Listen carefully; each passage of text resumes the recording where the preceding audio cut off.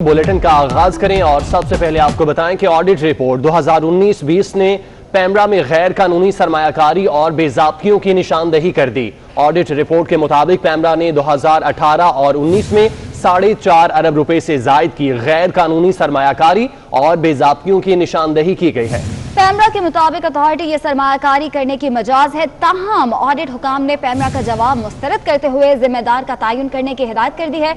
इसी हवाले से बात करेंगे, हमारे साथ मौजूद है जिशान भट्टी और ब्यूरो चीफ इस्लामाबाद सगीर चौधरी। सबसे पहले बात करेंगे, जिशान भट्टी हमारे साथ मौजूद हैं। जिशान, बताएगा इसकी डिटेल्स।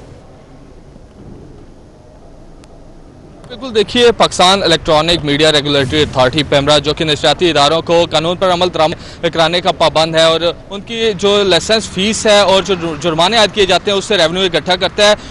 उस रेवेन्यू की गैर कानूनी सरमायाकारी और मुख्तलिफ अलाउंसेस की मद में अदायगियों का इंकशाफ हुआ है। ऑडिट रिपोर्ट 2019-20 में ये इंकशाफ हुआ है कि पैमरा ने 4.5 अरब से ज़ायद की अदायगियाँ जो हैं वो खिलाफ ज़ाब्ता की हैं। इनकी क्या डिटेल्स हैं, कहाँ कहाँ ये अदायगियाँ की गई हैं, इस हवाले से हमारे साथ मौजूद हैं ब्यूरो चीफ सगीर चौधरी साहब। उनसे पूछेंगे कि वो तफसीलात से आगाह करें कि किस किस मद में ये अदायगियाँ की गई हैं। जी चौधरी साहब, आगाह कीजिएगा कि 4.5 अरब से ज़ायद की अदायगियाँ हैं, तो आप क्या समझते हैं कहाँ कहाँ ये की गई हैं और इस हवाले से क्या कहना है? जी जिशान भट्टी, शुक्रिया, बहुत अच्छी स्टोरी है आपकी। बिस्मिल्लाहिर्रहमानिर्रहीम। मैं सबसे पहले सिटी न्यूज़ नेटवर्क की जानिब से पाकिस्तान के बाहर जो जितने भी लोग 24 को चाहने वाले हैं उनको फिर से जो है वो खुशामदीद कहता हूँ और अपनी तरफ से फिर हम ऑनर होने जा रहे हैं तो उनकी अपनी तरफ से जो है उनको खुशामदीद कहते हैं। जिशान देखें, इसमें हम कुछ नहीं कह रहे, ये रसलान बलोच एक दिखाएँ कि ये एक मोटी किताब है जो कि एडिटर जनरल की रिपोर्ट है और ये रिपोर्ट है 2019-20 की, जिसमें जो सफ़ा नंबर 263 है वो जो है सफ़ा नंबर 263 में इस पैमरा के हवाले से इंतहाई अहम इंकशाफात किए गए हैं बेज़ाब्तियों के हवाले से। और इसमें जो बेज़ाब्तियाँ, जैसा कि आपने बताया कि 4 अरब और तकरीबन कोई 70 करोड़ के करीब जो हैं या 40 करोड़ के करीब जो हैं वो बेज़ाब्तियाँ इन्वेस्टमेंट की सूरत में हुई जो कि गैर कानूनी। और वो गैर कानूनी हमने नहीं कहा, इसको ऑडिट रिपोर्ट गैर कानूनी कह रही है कि उसमें कोई इन्वेस्टमेंट कमेटी नहीं बनी। इसके अलावा आप इस पैमरा की बिल्डिंग में बैठे अफसरों की शाह खर्चियाँ देखें कि तकरीबन 29 करोड़ रुपए ईदी की मद में उड़ा दिए गए। 29 करोड़ रुपए सिर्फ ईदी की मद में उड़ा दिए गए। इसके अलावा यही नहीं, 65 लाख से ज़ायद जो है वो ग्रेड 17 और उसके जो ऊपर वाले अफसर हैं उनको मोबाइल अलाउंस दे दिए गए। ये हम नहीं कह रहे, ये किताब कह रही है जो कि एडिटर जनरल की है। और ये जो इदारा है ये रेगुलेट करता है प्राइवेट नशरियाती इदारों को और उनसे जो आने वाली इनकम है यानी उनके लाइसेंस की जो फीस है, करोड़ों रुपए उनसे जो फीस ली जाती है उसकी मद में ये रकम इकट्ठी होती है। और ये खर्च कहाँ होती है, इस किताब ने सारा कट्टा चट्टा खोल के रख दिया कि ये रकम जो है वो कहाँ कहाँ पे खर्च हुई। 400 अरब से ज़ायद की रकम जो है वो गैर कानूनी इन्वेस्टमेंट हुई है। जब पैमरा का मौक़िफ़ लिया गया तो उसमें पैमरा के तर्जमान है, उनका भी बड़ा एक दिलचस्प मौक़िफ़ है, वो भी सुनने वाला है जिशान। और ये कहते हैं कि जी इस तरह के ऑडिट जो रिपोर्ट्स में एतराज़ात हैं वो आते रहते हैं। बिल्कुल साहब, जैसा कि आपने कहा है तो ये पैमरा की उस ऑडिट रिपोर्ट में ये वाज़ेह है कि जो पैमरा ने जवाब दिया उसको भी ऑडिट रिपोर्ट ने रिजेक्ट किया है। और तफसीलात अगर आपको बताएं, पैमरा से मौक़िफ़ भी लिया है तो जो ऑडिट रिपोर्ट है उस हवाले से पैमरा का ये कहना है कि ये जो निशानदेही की गई है उस पर हम अपनी डिपार्टमेंटल कमेटी जो है वो इसका जायज़ा लेगी, चूँकि इंफॉर्मेशन मिनिस्ट्री जो मुतल्लिका मिनिस्ट्री है उसको आगाह किया जाएगा और ऑडिट हुकाम को अपने जवाब से हम आगाह करेंगे। जबकि ऑडिट हुकाम ने वाज़ेह तौर पर यह कहा है कि कोई भी रूल्स जो हैं अदायगियों के मुतालिक अगर बनाए जाते हैं तो उन रूल्स की भी मंजूरी हुकूमत से लेना ज़रूरी है। ताहम पैमरा ने जो अपने रूल्स बनाए हैं उनके तहत तो अदायगियाँ की हैं, लेकिन उन रूल्स की इस ऑडिट बुक में जिक्र किया गया कि मंजूरी नहीं ली गई, इसलिए ये गैर कानूनी को करार दिया गया। और हुकाम ने यह कहा है कि इन ऑडिट रिपोर्ट्स को के मुताबिक हम जितने भी जिम्मेदारान हैं उनका तयन पैमरा करके आगाह करें कि ये किसकी नाअहली के बायस ये अदायगियाँ हुई और इरेगुलर जो सरमायाकारी हुई है वो की गई है। जबकि कोई कमेटी तश्कील नहीं दी गई थी, इन्वेस्टमेंट कमेटी, और कोई स्टाफ भर्ती नहीं किया गया था इन्वेस्टमेंट के लिए जो जायज़ा लेता जो सरकारी इदारों में 4 अरब 40 करोड़ से ज़्यादा की रकम थी उसको कैसे खर्च किया जाए, कैसे इन्वेस्ट किया जाए ताकि इदारे को रकम वापस जो है मुनाफे की सूरत में ले। लेकिन जो इस वक्त मुतल्लिका सूरत हाल है उसमें इस जवाब को पैमरा को ऑडिट रिपोर्ट हुकाम ने मुस्तरद किया है। ठीक है जिशान भट्टी, आप हमें तफसीलन अपडेट कर रहे थे, आपका शुक्रिया। आपके साथ सगीर चौधरी ब्यूरो चीफ इस्लामाबाद मौजूद थे, वो भी अपडेट कर रहे थे। आप दोनों का शुक्रिया। सुप्रीम कोर्ट में दरियाओं और नहरों के किनारे दरख्त लगाने से मुतालिक केस में अदालत ने सिंध हुकूमत को झीलों और शाहराहों के अतराफ में भी दरख्त लगाने का हुक्म दिया। सुप्रीम कोर्ट ने बिलियन ट्री सुनामी का तमाम रिकॉर्ड तलब कर लिया। सिंध हुकूमत की तरफ से रिपोर्ट न आने पर अदालत ने बरहमी का इजहार किया कि इस्लामाबाद में कश्मीर हाईवे और एक्सप्रेस हाईवे पर कोई ढंग का दरख्त नहीं है। इसी हवाले से मजीद तफसीलात जान लेते हैं। इमानत घशकोरी हमारे साथ मौजूद है। इमानत, बताइएगा मजीद क्या अदालत की जानिब से रिमार्क्स दिए गए? जी, सुप्रीम कोर्ट ने बिलियन ट्री सुनामी से मुतालिक जो तफसीली रिपोर्ट है वो तलब कर ली है। सेक्रेटरी मौसमियाती तब्दीली अदालत में पेश हुई और अदालत ने उन्हें हुक्म दिया है कि वो तफसीली रिपोर्ट जमा कराएं कि जो 10 बिलियन ट्री सुनामी है उस पर कितना खर्चा आ रहा है और जो पैसा है वो कहाँ से लगाया जा रहा है और उसकी जो ऑडिट है वो कौन कर रहा है और उसकी तस्दीक कौन कर रहा है कि दरख्त कहाँ पे लगाए गए। ये तमाम तफसीलात अदालत ने तलब की। अदालत ने ये भी हुक्म दिया है कि जो सैटेलाइट तस्वीरें हैं, जो इमेजेस हैं बिलियन ट्री सुनामी के, वो भी अदालत में जमा कराए जाएं। अदालत ने आइंदा समाअत पर सेक्रेटरी मौसमियाती तब्दीली और सेक्रेटरी जंगलात को भी तलब कर लिया है। केस की समाअत के दौरान चीफ जस्टिस पाकिस्तान ने बरहमी का इजहार किया। उनकी जानिब से कहा गया कि मुल्क भर में कहीं भी दरख्त नहीं लगाए गए। सिंध की जो रिपोर्ट है वो जमा नहीं हुई अभी तक और पंजाब ने भी रिपोर्ट जमा नहीं कराई। अगर रिपोर्ट जमा नहीं कराते तो क्या अफसान हमें अपना चेहरा दिखाने सुप्रीम कोर्ट आते हैं? चीफ जस्टिस पाकिस्तान ने कहा कि इस्लामाबाद, कराची और कोयटा समेत जहाँ का भी हमने सफर किया है वहाँ पर कोई दरख्त नहीं लगा। सड़कों के किनारों पर कोई दरख्त नहीं। इस्लामाबाद में भी हमें दरख्त नजर नहीं आते। इस्लामाबाद की कश्मीर हाईवे और एक्सप्रेस हाईवे के करीब कोई दरख्त नहीं लगाया गया। कोई ढंग का दरख्त नहीं है। तमाम टेढ़े मेढ़े दरख्त जो हैं वो लगाए गए हैं और बगैर किसी तरतीब और प्लानिंग के दरख्त लगाए गए हैं। दरख्तों के किनारों पर जो है तरतीब के साथ और एक ही किस्म के दरख्त लगाने चाहिए। जैसे इजाजुल हसन ने कहा कि इस्लामाबाद में पोलन का मसला आता है और दरख्त जो है वो पहले बगैर किसी प्लानिंग के लगा दिए जाते हैं, तमाम बाद में ख्याल आता है इंतजामिया को कि पोलन पैदा कर रहे हैं दरख्त और बाद में उन्हें काट दिया जाता है। तो अदालत की जानिब से चारों सूबों और वफाक पर बरहमी का इजहार किया गया है कि दरियाओं और नहरों के किनारों पर दरख्त नहीं लगाए जा रहे। वफाक पर बरहमी का इजहार किया गया। बहुत शुक्रिया आपका। लाहौर हाई कोर्ट में हकूक़ खल्क मूवमेंट के रहनुमा डॉक्टर अम्मार जान की नज़रबंदी के खिलाफ दरख्वास्त की समाअत हुई। डॉक्टर अम्मार जान साथी तलबा के हमरा अदालत पेश हुए। Chief justice Lahore high court Mohammad Qasim Khan ने अम्मार जान की नज़रबंदी का हुक्म मुअत्तल कर दिया। अदालत ने ताहुक्म सानी नज़रबंद न करने का हुक्म दिया।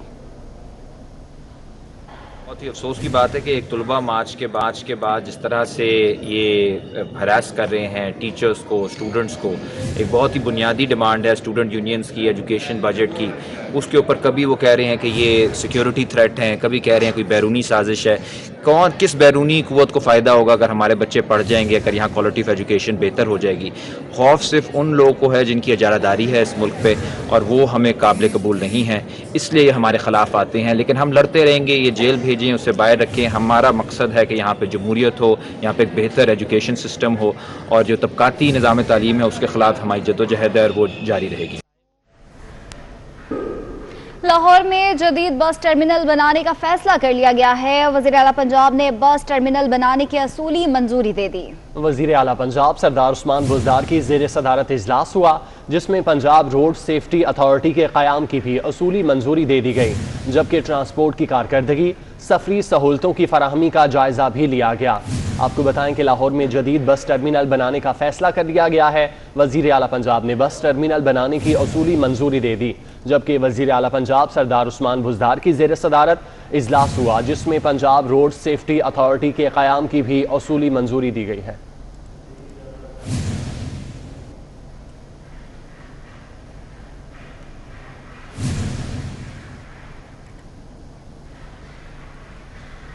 कावन का कंबोडिया सेंचुरी में पहला दिन है। कावन के लिए खूब खाने पीने का एहतमाम किया गया। कावन की कंबोडिया सेंचुरी खूबसूरत और कुशादा है। कावन को कुछ दिन के लिए अकेले ही अपनी सेंचुरी में ट्रेनिंग दी जाएगी। कावन को कुछ अर्सा ट्रेनिंग के बाद दूसरे साथियों से घुलने मिलने दिया जाएगा। आपको बताएं कावन का कंबोडिया सेंचुरी में पहला दिन है, जबकि कावन के लिए खूब खाने पीने का एहतमाम भी किया गया है। कावन की कंबोडिया सेंचुरी खूबसूरत और कुशादा है, जबकि कावन को किस दिन के लिए अकेले ही अपनी सेंचुरी में ट्रेनिंग दी जाएगी और ट्रेनिंग के बाद दूसरे साथियों से घुलने मिलने दिया जाएगा। कावन का कंबोडिया सेंचुरी में पहला दिन है।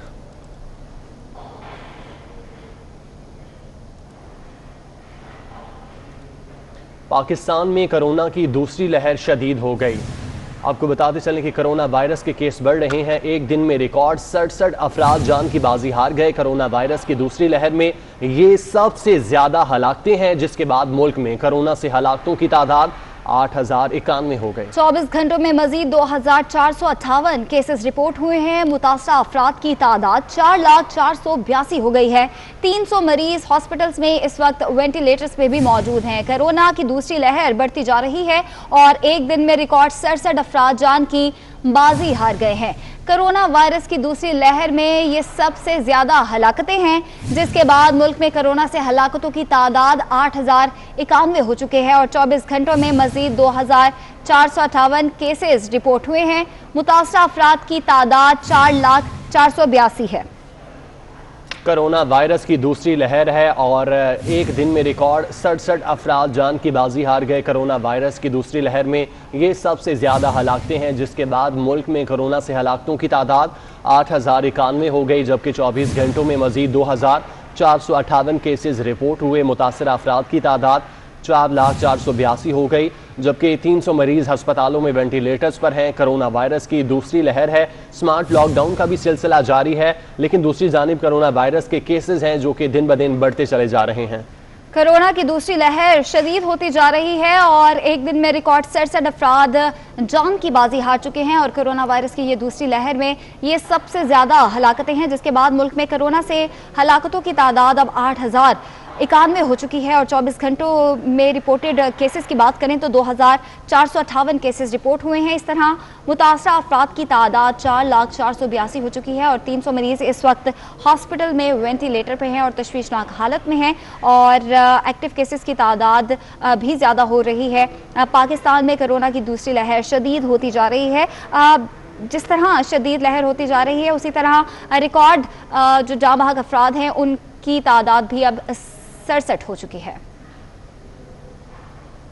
हमारे साथ मौजूद हैं हमारे नुमाइंदगान। इस्लामाबाद से हमें ज्वाइन किया है सगीर चौधरी ने, कराची से फैसल खान, जबकि फैसलाबाद से आजादार हुसैन हमारे साथ हैं और मुल्तान से बिलाल नियाजी हमारे साथ मौजूद हैं। सगीर, आपकी जानिब बढ़ेंगे और 24 घंटों में सबसे ज्यादा रिकॉर्ड आप कह लें ये रिकॉर्ड कायम हो गया कि 67 अफराद जान की बाजी हार गए हैं। टोटल तादाद कितनी हो चुकी है कोरोना वायरस से? जी बिल्कुल, बड़ी ही अफसोसनाक सूरत हाल है जो कोरोना की दूसरी लहर आई है और उसमें जो है वो जो हलाकतों की तादाद एक दिन में बताई गई है वो 67 है। ये NCOC की जानिब से अदाद शुमार जो हैं वो बताए गए हैं। इसके अलावा जो गुज़श्ता 24 घंटे हैं उनके दौरान जो है वो 2458 कोरोना के मरीज़ जो हैं वो रिपोर्ट हुए हैं। उनकी जो रिपोर्ट है वो मुस्बत आई है। इसके अलावा मुल्क में एक्टिव केसेस की तादाद जो है वो 49,105 है, यानी कि ये बहुत अलार्मिंग है कि इस वक्त भी एक्टिव केसेस जो हैं तकरीबन 50,000 के करीब हैं। और इसमें एक खुशाइंद बात यह भी है कि कोरोना को जो शिकस्त दी गई है उसमें 3,43,286 अफराद जो हैं वो इससे सेहतयाब भी हुए। ये एक बड़ी खुशाइंद बात है कि इसमें सेहतयाबी भी उसी तरह से बहुत ज़्यादा है, लेकिन इसमें हलाकतें भी हैं। सिंध में अगर बात की जाए तो कोरोना से मुतासरा मरीजों की तादाद जो है वो 1,74,350 है, जबकि पंजाब में 1,19,578 और खैबर पख्तूनख्वा में जो है वो 47,370 है। इसी तरह इस्लामाबाद की अगर बात की जाए तो इस्लामाबाद में 30,406 केसेस हैं, बलूचिस्तान में 17,187, गिलगित बल्तिस्तान में 4,658 सबसे कम है और आज़ाद कश्मीर में 6,933 केसेज हैं। और इस तरह जो गुज़श्ता 24 घंटों में जो है वो 40,959 टेस्ट किए गए जी कहना है NCOC का। और इस वक्त मुल्क में 300 कोरोना मुतासरा मरीज जो हैं वो वेंटिलेटर पर मौजूद हैं, लेकिन इसके बावजूद कि तलीमी इदारे भी बंद हैं और इस्लामाबाद में जुड़वा शहरों में जो है वो स्मार्ट लॉकडाउन भी है, इवन के DC ऑफिस भी बंद है, लेकिन इसके बावजूद जो है वो कोरोना पेशेंट की तादाद में बतदरीज इजाफा हो रहा है, वफात भी ज़्यादा हो रही हैं। इसकी वजह ये इंतजामिया बताती है कि लोग अभी भी एहतियात नहीं करते, सेफ्टी मास्क का इस्तेमाल नहीं कर रहे, हाथों को नहीं धो रहे और वो जो SOP है कोरोना की वो अडॉप्ट नहीं की जा रही, जिसकी वजह से हलाकतें भी ज्यादा हो रही हैं और मुस्बत केसेस भी ज्यादा आ रहे हैं। जी ठीक है, सगीर हमारे साथ मौजूद रहेगा। कराची से फैसल खान हमारे साथ मौजूद है। फैसल, जैसा कि सगीर भी बता रहे हैं कि लोग जो हैं वो SOPs पे अमल दरामद नहीं कर रहे हैं, कराची की क्या सूरत हाल है? क्योंकि कराची में भी कोरोना जो है उसकी दूसरी लहर शदीद है और वहां पे भी काफी ज्यादा केसेस जो है वो रिपोर्ट हो रहे हैं, तो कराची की आवाम की सूरत हाल क्या है? क्या वो SOPs पे अमल दरामद कर रही है? देखिए, जहाँ तक आवाम की बात है, इसमें दो हिस्सों में आवाम तकसीम हुई है। कुछ तो लोग ऐसे हैं जो कोरोना को मानते ही नहीं कि ये एक हकीकत है, वो बिल्कुल भी एहतियात नहीं कर रहे, और कुछ लोग ऐसे हैं जो तमाम तर SOPs को फॉलो कर रहे हैं, मास्क भी लगा रहे हैं, सैनिटाइज भी कर रहे हैं। लेकिन इस वक्त जो दूसरी लहर है वो बड़ी ख़तरनाक सूरत हाल इख्तियार कर रही है। हमारी डॉक्टर्स से जो बात हुई, उनका कहना है कि कोरोना का जो रेशो था गुज़िश्ता अक्टूबर में वो 2% था, लेकिन कराची में जो अब इसका तनासुब, कोरोना का तनासुब है, वो 7 से 8% हो गया है। और सिंध में भी जो सबसे ज़्यादा केसेस रिपोर्ट हो रहे हैं वो कराची में हो रहे हैं। गुज़िश्ता रोज़ भी तकरीबन 1300 केसेस रिपोर्ट हुए थे, और उसमें से 1000 के करीब जो है केसेस कराची के थे। और कराची में भी जो सबसे ज़्यादा मुतासिर इलाका है वो ज़िला शर्की का है। इस वक्त अगर हम अस्पतालों की बात करें, कराची के जो मुख्तलिफ प्राइवेट हॉस्पिटल्स हैं जहाँ कोरोना वार्ड्स बनाए गए थे, वहाँ की सूरत हाल अच्छी नहीं, वहाँ पे बेड अवेलेबल नहीं है। अगर गवर्नमेंट हॉस्पिटल्स की बात करें तो उनमें गवर्नमेंट हॉस्पिटल में जो नीपा का एक इन्फेक्शन डिजीज़ का हॉस्पिटल बनाया था, वो तकरीबन जो है वार्ड कहा जा रहा है कि वो मरीज़ों से भर चुका है। और दूसरे जो सरकारी हॉस्पिटल्स हैं वहाँ पे 55 से 60% तक जो है पेशेंट की तादाद बढ़ी है, और वहाँ पर अब जो है मुसलसल देखने में ये आ रहा है कि कोरोना के मरीज़ों की तादाद में इजाफा हो रहा है। उसकी वही एक बड़ी वजह है कि इस वक्त जो सूरत हाल है वो कोविड की जो दूसरी लहर है, डॉक्टर्स का कहना है ये गुज़िश्ता जो लहर थी उससे ज़्यादा ख़तरनाक है। लेकिन लोग जो है अभी इस तरह से एहतियात नहीं कर रहे जिस तरह से सोशल डिस्टेंसिंग शुरू में की जा रही थी। अब वो सूरत हाल नहीं है जिसकी वजह से ये हो रहा है। तो उनका यही कहना है कि इसमें एक ही हल है कि एहतियात की जाए और जो है सोशल डिस्टेंस रखा जाए और मास्क लगाया जाए। ठीक है, आप हमारे साथ मौजूद रहिएगा। फैसल कराची से आप हमें अपडेट कर रहे थे। फैसलाबाद से अज़हदार हुसैन हमारे साथ मौजूद हैं।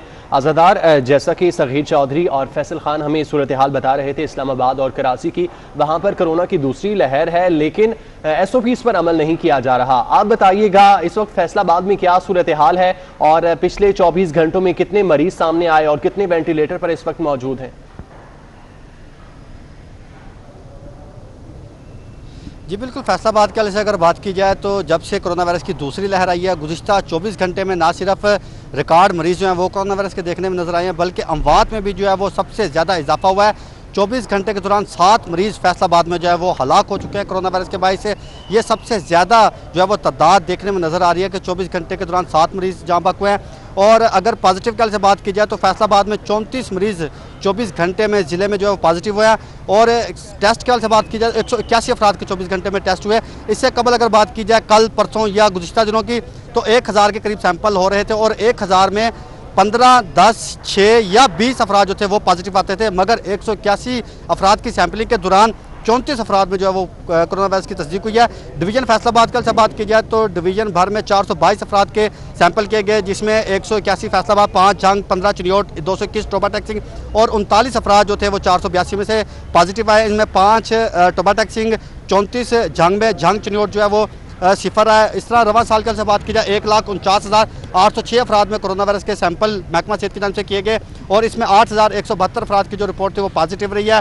263 अफराद जो है वो रवा साल फैसलाबाद के डिवीज़न के सरकारी अस्पतालों में फौत हो चुके हैं, जिसमें 231 मरीज़ फैसलाबाद के अलाइड DHQ और जनरल अस्पताल गुलाम मोहम्मदाबाद में फौत हुए हैं, 7 मरीज़ जंग में फौत हुए हैं, 6 मरीज़ जो है वो चिड़ियोट में, 19 मरीज़ जो है वो टोबा टैक्सिंग में कन्फर्म ये वो मरीज़ हैं। रवा साल 263 अमवात जो है वो फैसलाबाद डिवीज़न के सरकारी अस्पतालों में देखने नजर आई है।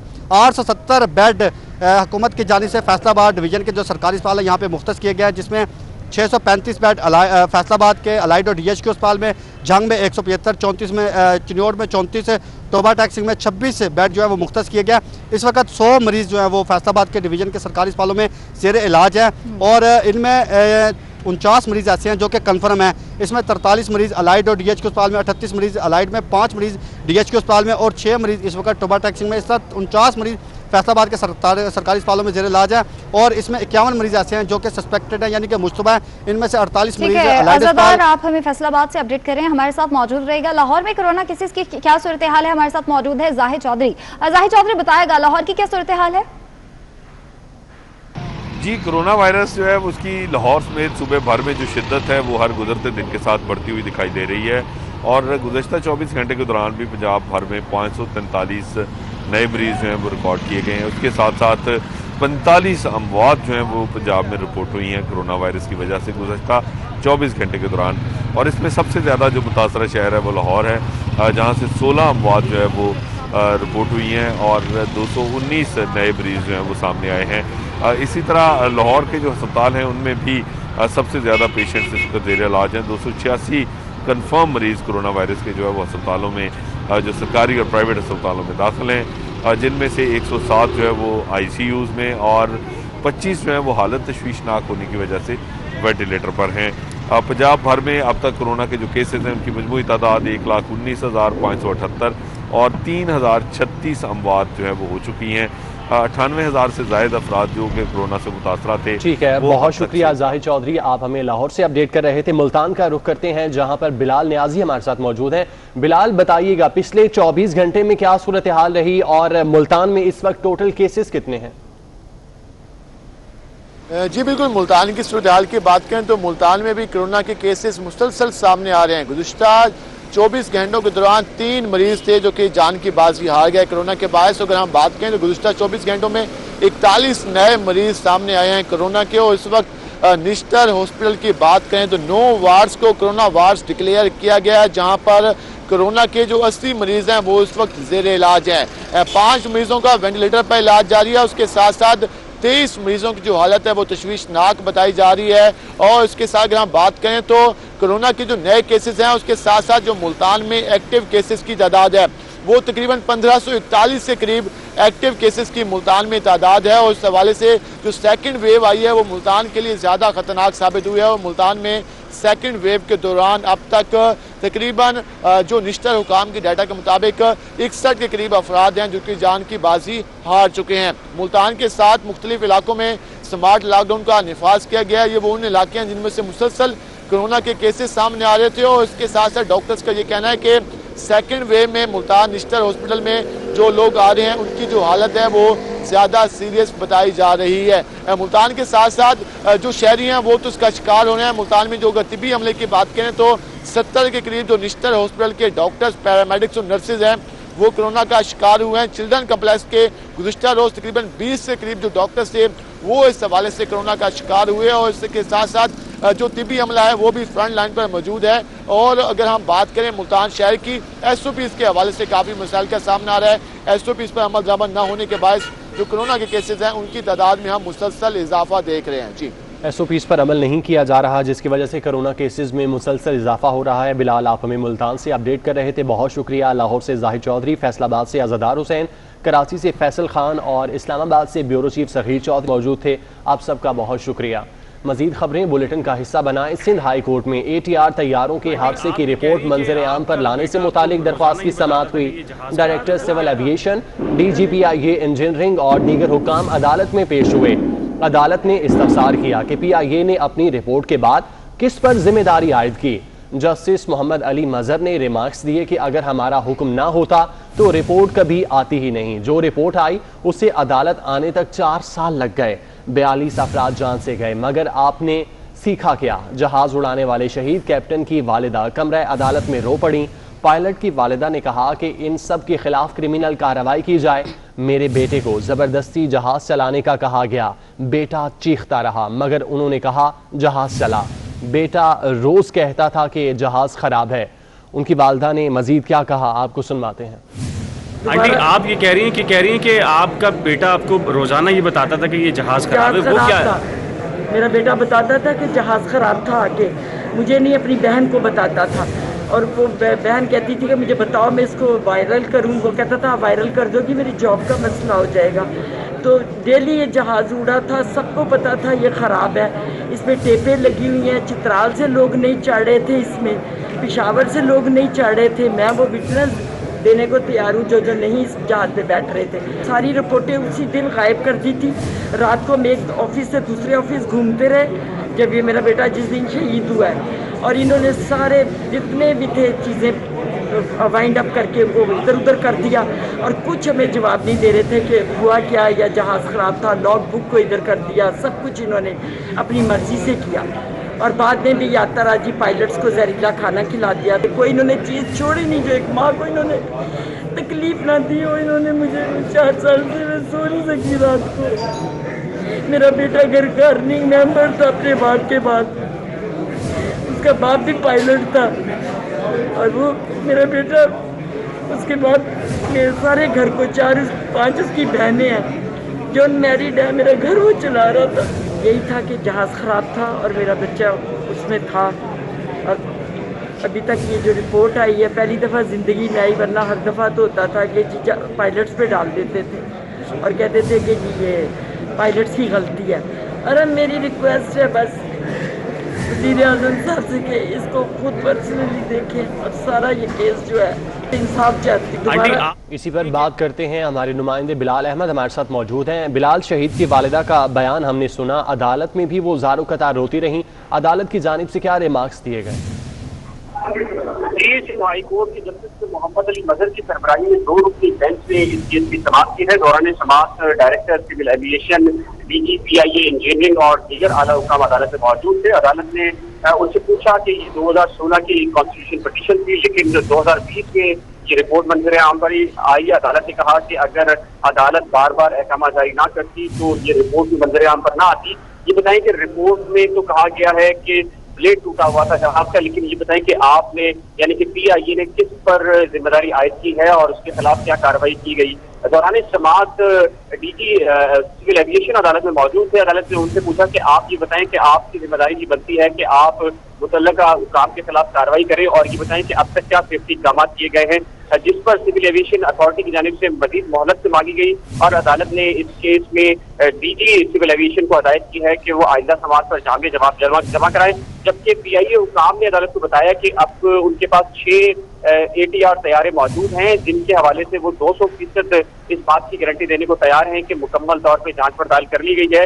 लेकिन जस्टिस मोहम्मद अली मजहर की जानिब से कहा गया कि इससे पहले जो हादसा रूनमा हुआ उस पर भी आपकी जो सेफ्टी कमीशन था और सेफ्टी अहकाम थे वो मौजूद थे, लेकिन उसके बावजूद ये हादसा हुआ।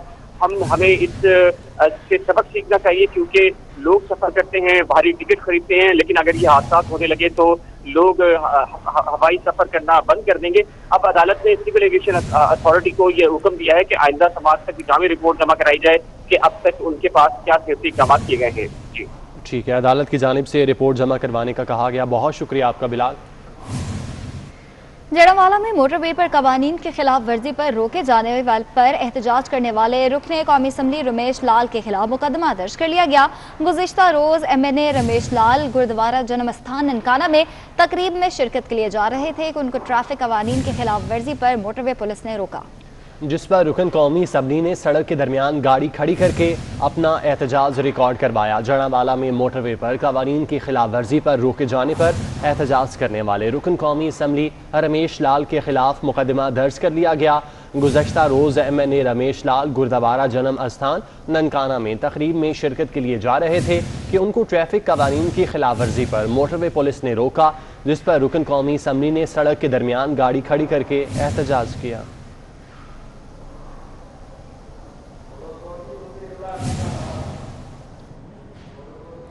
जस्टिस काजी फाइज ईसा की अहलिया सुप्रीम कोर्ट पहुंच गई। सरीना ईसा केस से मुतालिक इजाफी दस्तावेजात सुप्रीम कोर्ट में जमा कराएंगी। अमानत गिशकोरी हमारे साथ मौजूद है। अमानत, बताएगा इस हवाले से।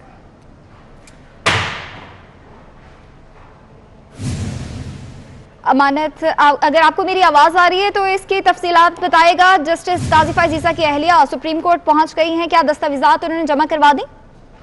जी बिल्कुल, जस्टिस काजी फाइज ईसा की अहलिया सरीना ईसा जो है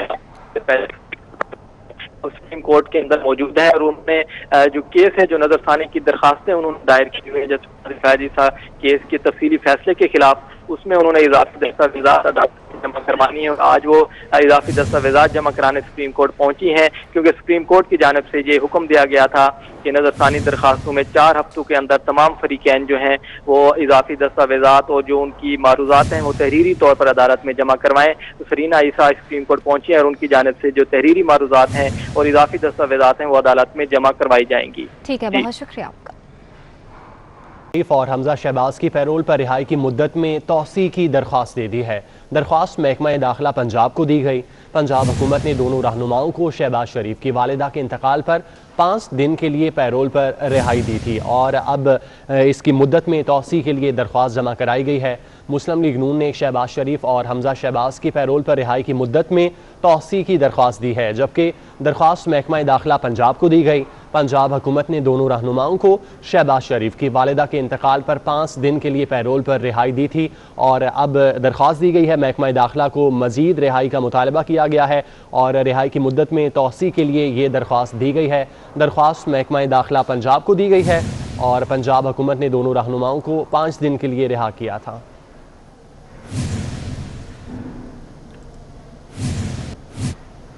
आपको बताएं, गवर्नर पंजाब चौधरी मोहम्मद सरवर इस वक्त लाहौर में तकरीब से खिताब कर रहे हैं।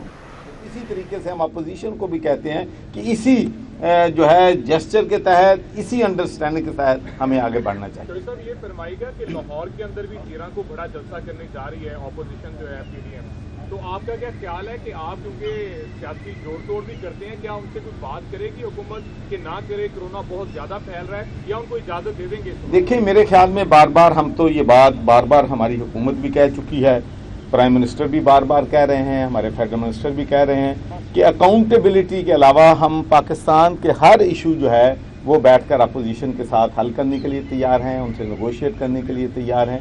लेकिन चूंकि हम ये समझते हैं और मेरा ख्याल पूरी कौम समझती है कि करप्शन की वजह से इस मुल्क का बड़ा नुकसान हुआ है, तो अकाउंटेबिलिटी भी हम ऐसी बात नहीं करते कि वन साइड अकाउंटेबिलिटी, हम अकाउंटेबिलिटी क्रॉस द बोर्ड की बात करते हैं कि सबकी अकाउंटेबिलिटी होनी चाहिए। बाकी हर बात पे हम बात करनी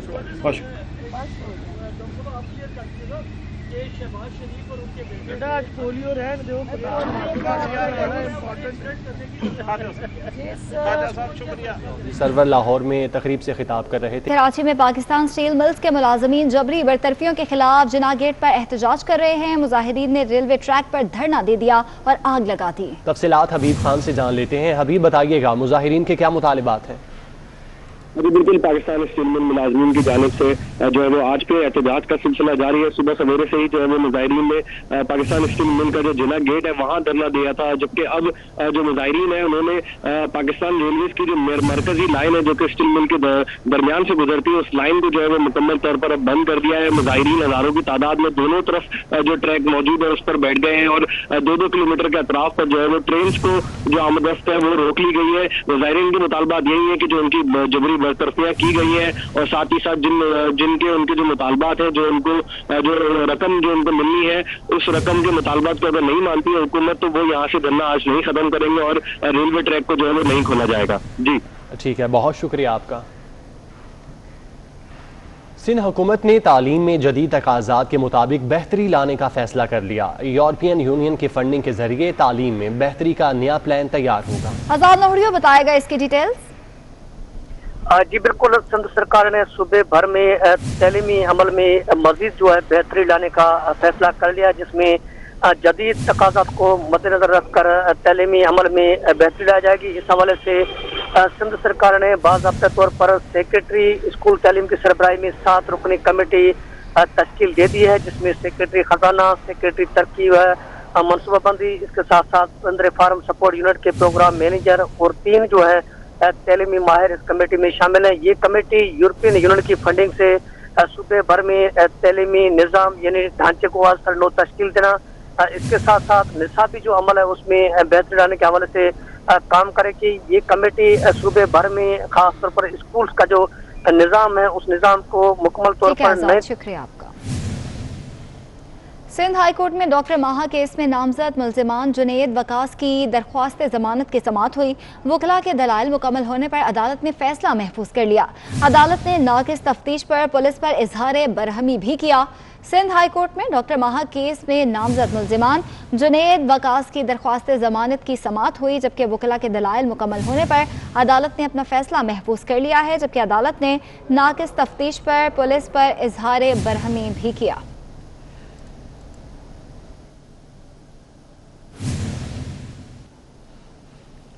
रावलपिंडी में सर्दियों के आगाज़ के साथ ही गैस चली गई। गैस की किल्लत से आवाम की मुश्किलात में इजाफा हो गया।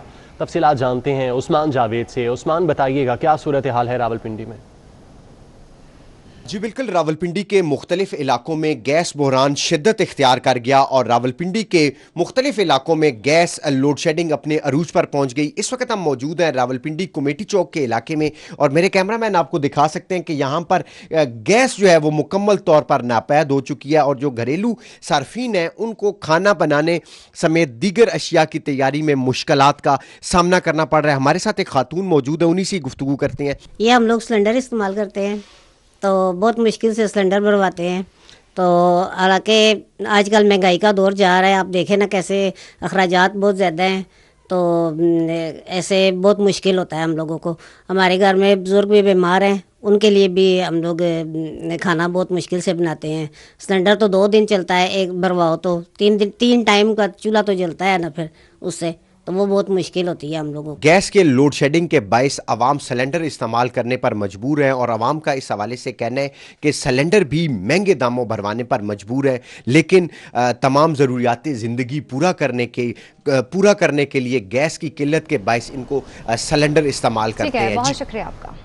टैक्स चोरी रोकने के लिए एफबीआर की नई हिकमत अमली सामने आ गई है। एफबीआर ने 10 लाख टैक्स गुजारों की जांच पड़ताल शुरू कर दी। टैक्स गुजारों ने अपनी आमदन जाहिर नहीं की।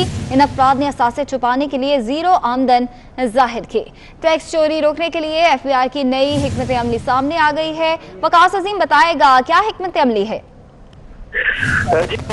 रेवेन्यू के ज़राए का ये कहना है कि टैक्स चोरों को पकड़ने के लिए एफबीआर ने अब नई हिकमत अमली तैयार कर ली है और रिकॉर्ड से ये मालूम हुआ है कि 10 लाख टैक्स गुजार ऐसे हैं जिन्होंने गुज़िश्ता बरस अपनी आमदन को जाहिर नहीं किया। जब इनका टैक्स रिकॉर्ड देखा गया तो इनके विद होल्डिंग टैक्स के जरिए, कटौती के जरिए ये मालूम हुआ कि इन अफराद की आमदन लाखों रुपए सालाना में है, लेकिन ये बिल्कुल कोई भी टैक्स अदा नहीं कर रहे हैं और टैक्स चोरी के आड़ में ये अपने असासे भी छुपाने की कोशिश कर रहे हैं। विद होल्डिंग टैक्स का जो रिकॉर्ड है वो हासिल कर लिया गया है और अब इन अफराद तक पहुँचने के लिए जो मजीद IT विंग है उसको भी फाल कर दिया गया है ताकि इन अफराद का मुकम्मल टैक्स रिकॉर्ड हासिल करके। बहुत शुक्रिया वकास साहब।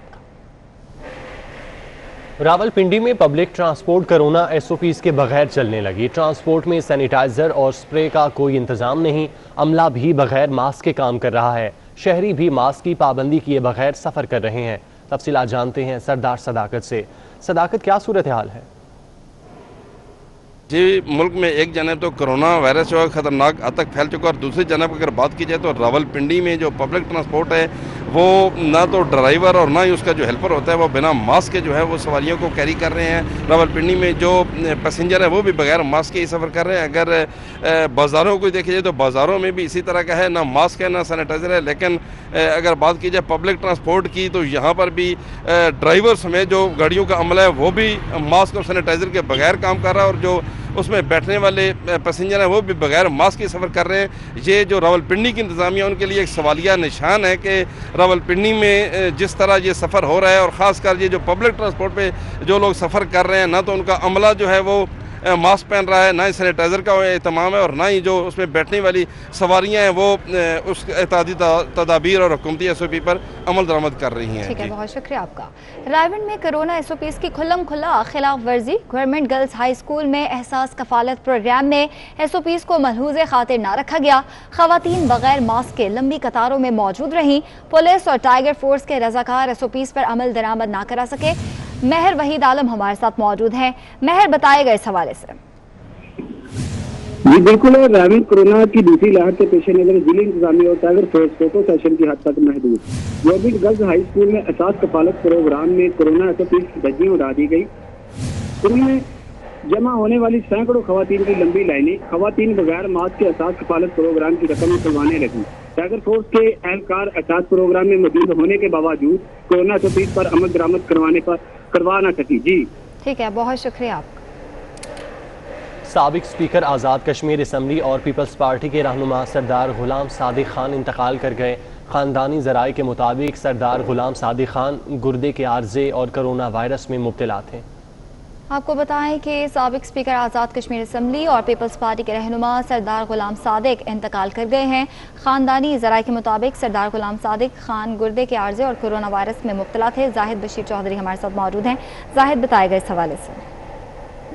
जी बिल्कुल, सरदार गुलाम सादिक जो कि पीपल्स पार्टी के सीनियर रहनुमाओं में शामिल थे और ये पीपल्स पार्टी के दौर में पीपल्स पार्टी का और इक़्तिदार था 2011 से लेके 2016 तक ये जो है स्पीकर कौमी असेंबली भी रहे और खानदानी जराये के मुताबिक ये तकरीबन पिछले 1 साल से जो गुर्दे का अर्जा है उसमें मुब्तला थे, लेकिन ये कोरोना के मर्ज में भी बताया जा रहा है कि कोरोना के मर्ज में भी जो है ये लाक हो गया था कोरोना भी और इसके। बहुत शुक्रिया आपका। मुस्लिम लीग नून ने शहबाज शरीफ और हमजा शहबाज की पैरोल पर रिहाई की मुद्दत में तौसी की दरख्वास्त मुस्तरद कर दी गई। दरख्वास्त महकमा दाखिला पंजाब को दी गई थी। पंजाब हुकूमत ने दोनों रहनुमाओं को शहबाज शरीफ की वालिदा के इंतकाल पर 5 दिन के लिए पैरोल पर रिहाई दी थी। तफसीलात कज़ाफी बट से जान लेते हैं। कज़ाफी बट बताइएगा। बिल्कुल जी, उनकी दरख्वास्त मुस्तरद कर दी गई है और वजीर आला की जो मावन ख़ुसूसी फिरदौस आशिक अवार, उनका ये कहना था कि हमने 5 दिन का उनको अनोखा पैरोल दिया था और इंसानी हमदर्दी की बिना पर पैरोल दिया गया था, लेकिन अब उनके पैरोल में तोसी नहीं की जाएगी। हमने पहले ही उन्हें 2 हफ्तों का पैरोल दे दिया था। अब शहबाज शरीफ लाडले बनकर कानून को अपनी मर्जी के ताबे मत करवाएं। पहले तो उन्हें ये दरख्वास्त ही देना नहीं चाहिए थी। हम उन्हें माँ की मैयत के ऊपर सियासी गठजोड़ और कारोबारी मफादात की इजाजत। ठीक है कज़ाफी बट, बहुत शुक्रिया आपका। बलूचिस्तान नेशनल पार्टी के चेयरमैन सरदार अख्तर मैंगल ने मुस्लिम लीग नून के सदर और कायदे हिज़्ब इख्तिलाफ शहबाज शरीफ से मुलाकात की। सरदार अख्तर मेंगल ने कायदे हिज़्ब इख्तिलाफ से उनकी वालिदा की वफ़ात पर ताज़ियत की। अख्तर मेंगल ने मरहूमा के इसाले सवाब के लिए फातिहा ख्वानी और अहले खाना के लिए सब्र जमील की दुआ की।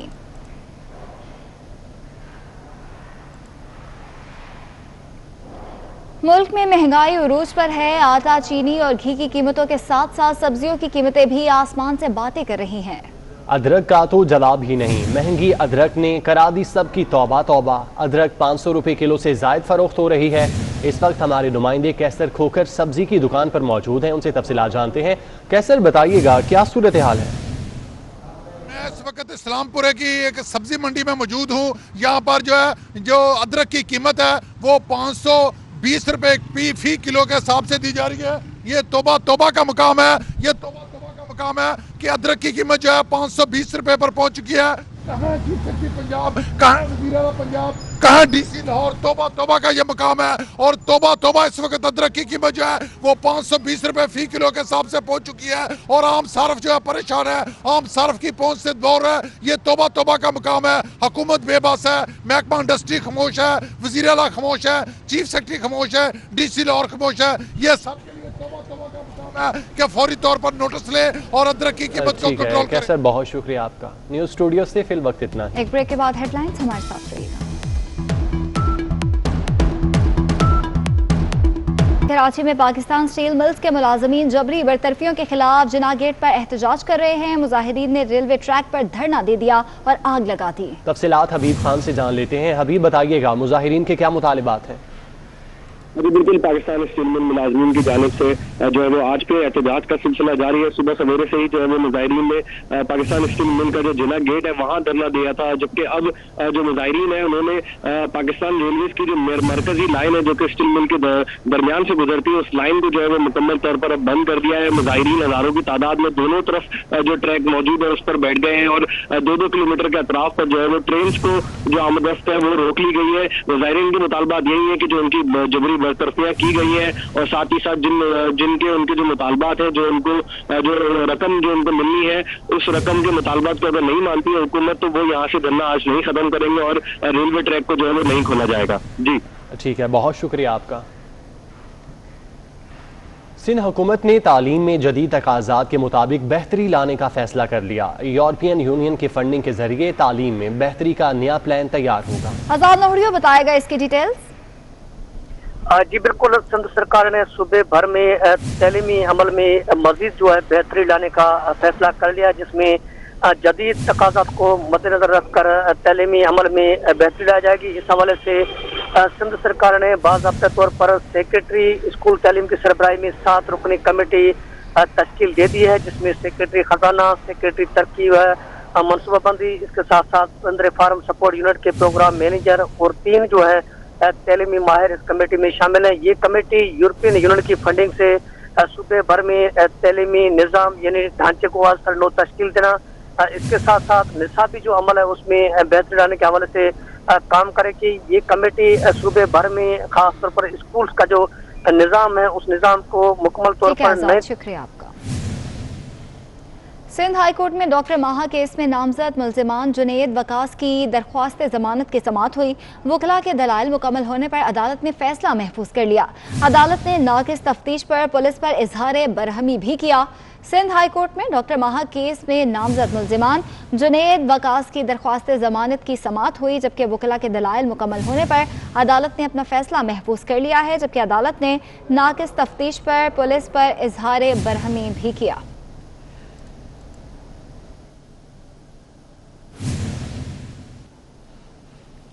रावलपिंडी में सर्दियों के आगाज़ के साथ ही गैस चली गई। गैस की किल्लत से आवाम की मुश्किलात में इजाफा हो गया। तफसीलात जानते हैं उस्मान जावेद से। उस्मान, बताइएगा क्या सूरत हाल है रावलपिंडी में? जी बिल्कुल, रावलपिंडी के मुख्तलिफ इलाकों में गैस बहरान शिद्दत इख्तियार कर गया और रावलपिंडी के मुख्तलिफ इलाकों में गैस लोड शेडिंग अपने अरूज पर पहुंच गई। इस वक्त हम मौजूद हैं रावलपिंडी कमेटी चौक के इलाके में और मेरे कैमरामैन आपको दिखा सकते हैं कि यहाँ पर गैस जो है वो मुकम्मल तौर पर नापैद हो चुकी है और जो घरेलू सार्फिन हैं उनको खाना बनाने समेत दीगर अशिया की तैयारी में मुश्किलात का सामना करना पड़ रहा है। हमारे साथ एक खातून मौजूद है, उन्हीं से गुफ्तगू करते हैं। ये हम लोग सिलेंडर इस्तेमाल करते हैं तो बहुत मुश्किल से सिलेंडर भरवाते हैं। तो हालांकि आजकल महंगाई का दौर जा रहा है, आप देखें ना कैसे अखराजात बहुत ज़्यादा हैं, तो ऐसे बहुत मुश्किल होता है हम लोगों को। हमारे घर में बुज़ुर्ग भी बीमार हैं, उनके लिए भी हम लोग खाना बहुत मुश्किल से बनाते हैं।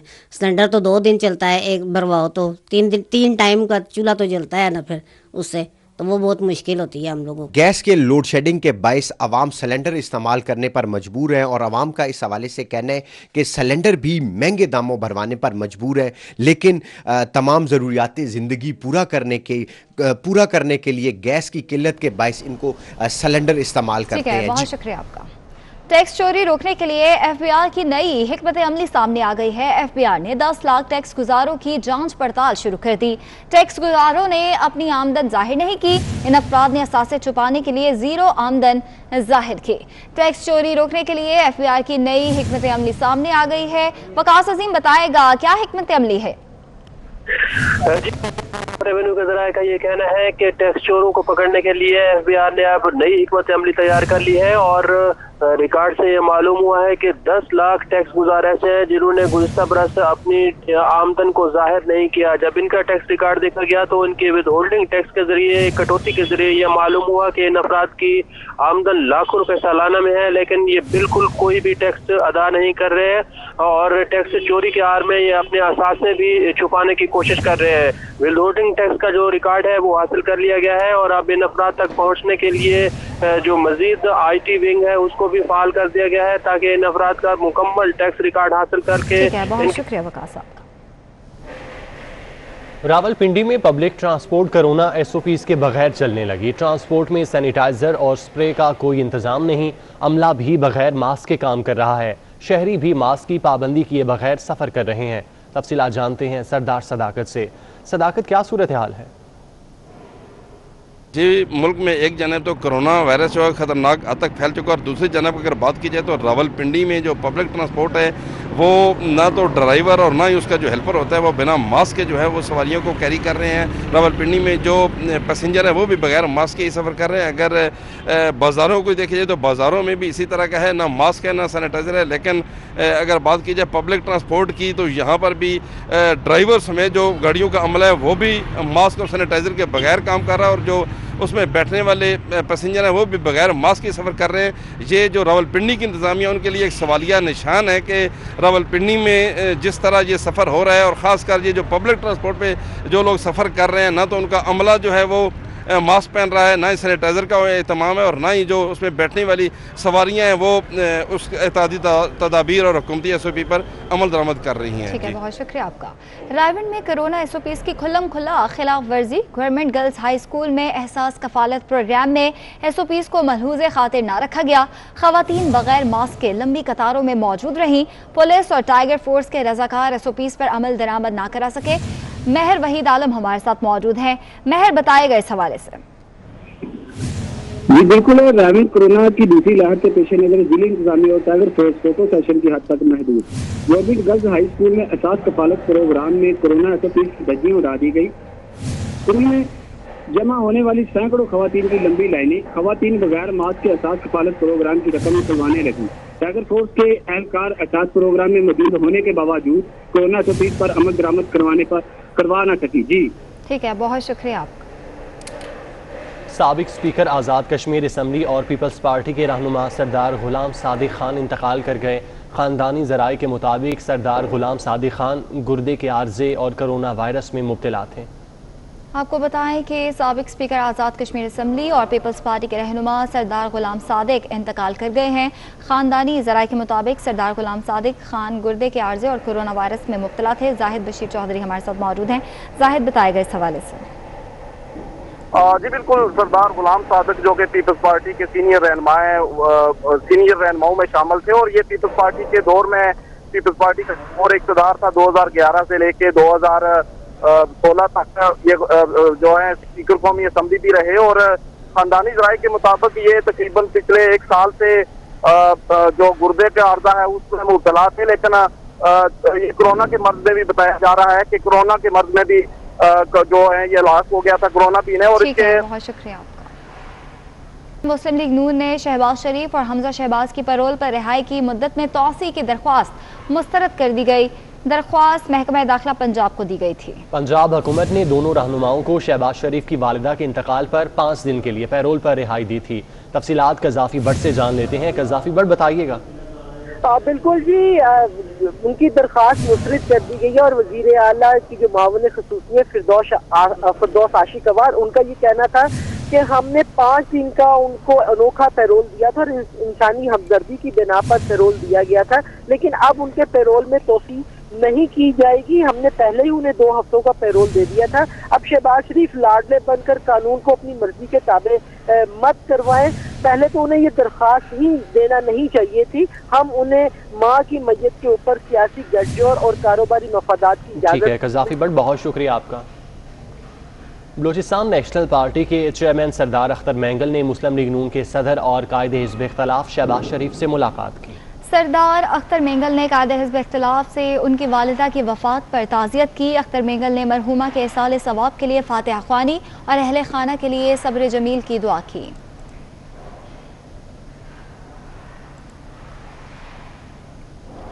मुल्क में महंगाई उरूज पर है। आटा, चीनी और घी की कीमतों के साथ साथ सब्जियों की कीमतें भी आसमान से बातें कर रही हैं। अदरक का तो जवाब ही नहीं। महंगी अदरक ने करा दी सबकी तौबा तौबा। अदरक 500 रुपए किलो से जायद फरोख्त हो रही है। इस वक्त हमारे नुमाइंदे कैसर खोकर सब्जी की दुकान पर मौजूद हैं, उनसे तफसीलात जानते हैं। कैसर, बताइएगा क्या सूरत हाल है? मैं इस वक्त इस्लामपुर की एक सब्जी मंडी में मौजूद हूँ। यहाँ पर जो है जो अदरक की कीमत है वो 520 रुपए फी किलो के हिसाब से दी जा रही है। ये तौबा तौबा का मुकाम है। ये तौबा काम है कि अदरक की कीमत जो है 520 रुपए पर पहुंच चुकी है।